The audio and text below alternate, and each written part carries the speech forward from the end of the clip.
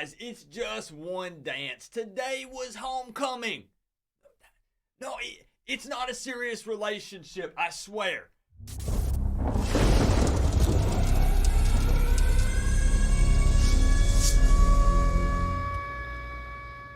What's going on, Canes fans? Ball security. And actually, I'm gonna say it again, but I want you to come closer. Ball security. I mean, wow. Literally, those two words almost cost us this game. But the Miami Hurricanes found a way to squeak by and take down Georgia Tech at Hard Rock Stadium 33-30. And also, just be real for a second. This isn't about football, but how many of you guys thought that I would actually have a real legit disco ball in my room? You guys can't see the very corner over there, but I actually have a motorized mount and a disco ball hanging from, like, hold up. I'm not even going to edit this out of the video. I'm not even playing. Check this out.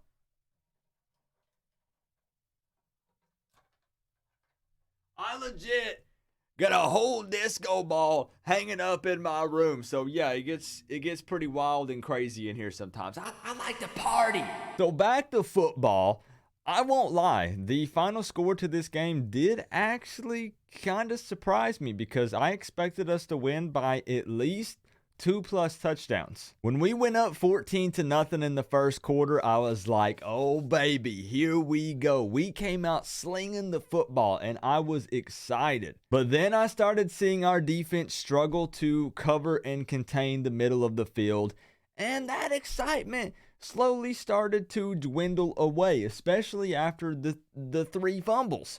But at the end of the day, our defense did not give up 500 yards like they did last week. It's always interesting because I wonder if other college football fan bases have to deal with this every single week on a weekly basis. But when the Miami Hurricanes play games, we actually have 2 opponents that we have to face off against every single week. And yeah, you heard that correctly. Coop, that doesn't make sense. Like you play one team, you don't play 2 teams. No, the Miami Hurricanes play 2 teams every single week. Our opponent and ourselves. But in the end, we did just enough to secure the dub, and winning is always better than losing. And I don't want you to get it twisted, okay? I saw some people arguing this in my chat. I didn't say that I was happy with our performance. I just said that winning is better than losing, and that's a fact. And I'm also just going to be real with you guys and put something out on the table that I already saw being discussed in my live chat. I saw it being discussed on other Miami Hurricanes YouTubers' live chats, and I'm already seeing it all over social media. Fans, for some reason, are trying to figure out who to point the finger at, who to blame for those 3 fumbles in the game. And then if you could say 4 turnovers total if you want to count the interception on the 2-point conversion attempt. So 4 total turnovers. Say that 10 times fast. Fans are trying to figure out who to point the finger at for that. Whose fault is it? And I'm going to make this real simple and easy for you. I have the answer right here on the Coach Coop YouTube channel. It's 50-50. It's the players and the coaches. It's the coach's job to coach, and it's the player's job to play. It takes both. So yes, you will not convince me otherwise. You can try down in the comment section if you want. And it's why I wanted to bring up that question. I wanted to mention it because everyone's already talking about it. Whose fault is it? It's 50-50, bro. It's the players and the coaches. So now that my crazy little shenanigans are over with at the beginning of the video, I want to take just a few minutes and bear with me. I would like to go over my instant positive reactions from this game. And I'm actually going to discuss some of the negatives as well. We're going to do both of them. But I'm in a good mood after getting the dub, so let's go ahead and kick it off with the positives. So a huge positive for me is the fact that we contained dual threat quarterback Jeff Sims. And if we actually go back and look at it on paper at the end of the game, I believe that he had 11 carries for -8 yards. And looking at our past and the way we've struggled against dual threat QBs, that's a huge win for us that we were able to take care of him. Honestly, a fantastic job by this defense and making his legs a non-factor in this game. And you know what? Let's just keep it about that defense for a minute. And I want to mention Zack Mccloud because I actually truly feel like I've been trying to pay close attention to him in games. I truly feel like that he is progressively getting better week to week. And I think that it was the right call. He looks like a better fit at the defensive end position over linebacker. And I realize that he's not racking up 3 and 4 sacks per game every single week.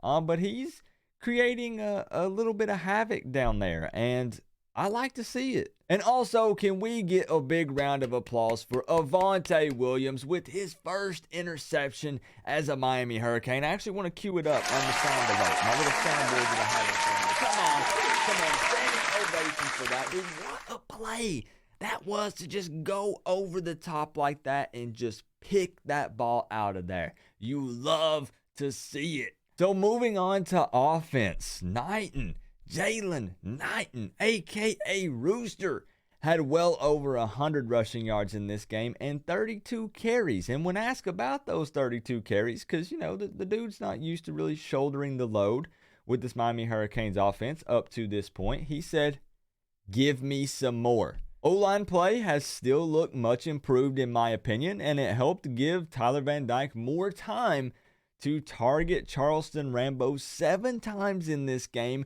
racking up 210 receiving yards. Yes, 210 receiving yards for the transfer portal pickup Rambo, putting him in second place, if I'm not mistaken, for the most reception yards in a Miami Hurricanes football game. That's wild. Now, obviously, there's more positives than just that, but this video can't go on forever. So go ahead and feel free to insert some more of your takeaways, positives, down in the comment section.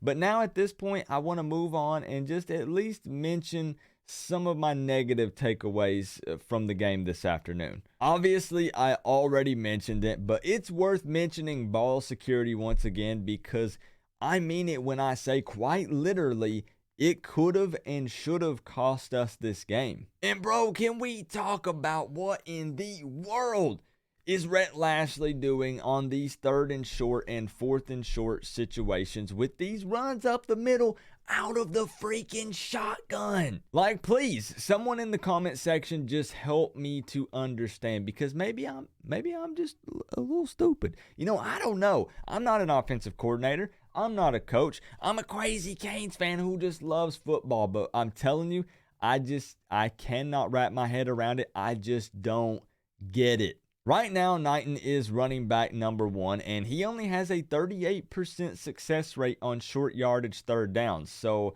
I just feel like that's not a good situation to put him in. Again, as I said, especially out of the shotgun, especially just up the middle.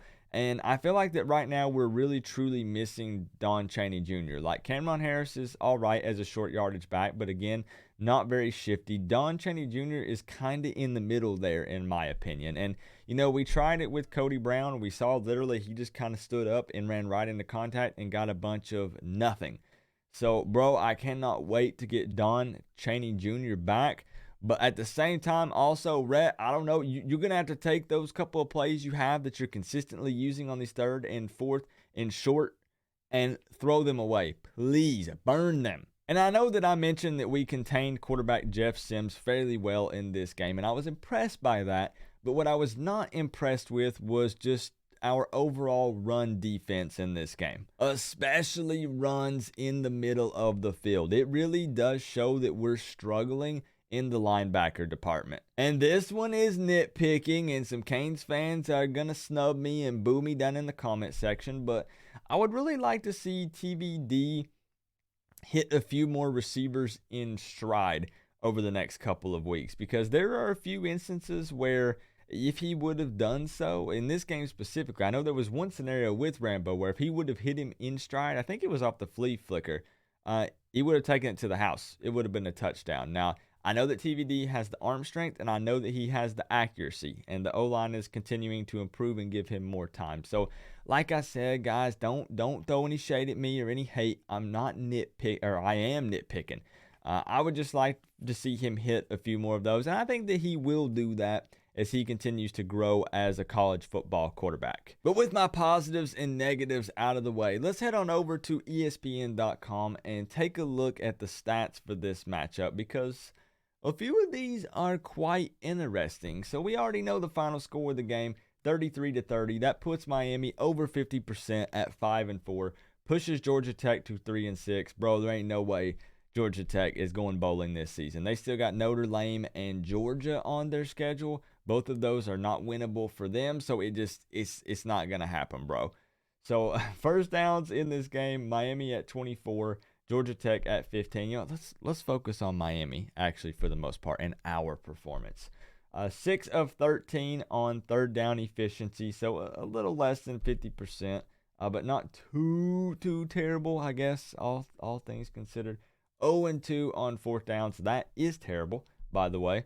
564 total yards of offense, 389 of that passing, and what puts a big fat smile on my face, yes, zoom in right here, is the 175 rushing yards, because I was hoping and praying and begging all week that we surpass 100 yards rushing, because we already knew that Georgia Tech would potentially struggle to cover the passing game, or defend the passing game.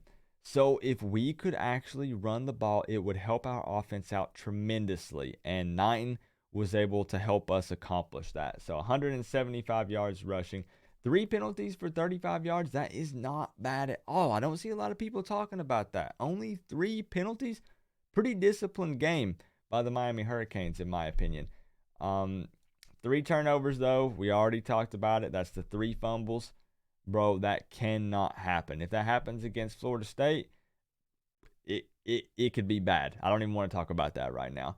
So the box score, TBD, 22 of 34. What's real interesting with this stat is, 22 of 34. You're kind of like, Coop, that's just okay, right?